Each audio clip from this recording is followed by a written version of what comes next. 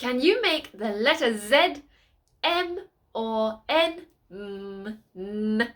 If you can change these letters into the letter S. How can you do that? What you want to do is to choose one of those letters, then to make it strong and long. For example, with the letter Z.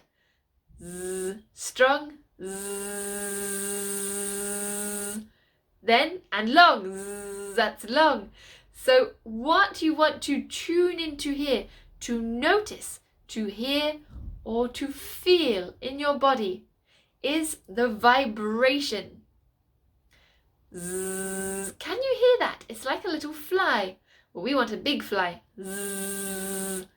Then, when you can feel that vibration, you will notice it just above your tongue. Zzz. It's being squashed, like you've got a wild fly in there.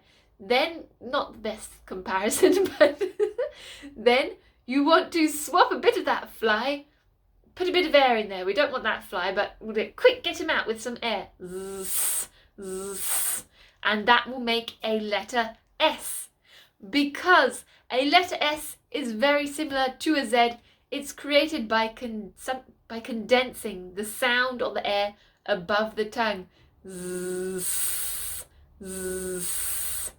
If you let that vibration drop or the air, zzz, your tongue will get too relaxed. Turn the vibration back on, the tongue will come back up. Zzz, strong vibration. No vibration. Zzz, your fly has died inside your mouth. No!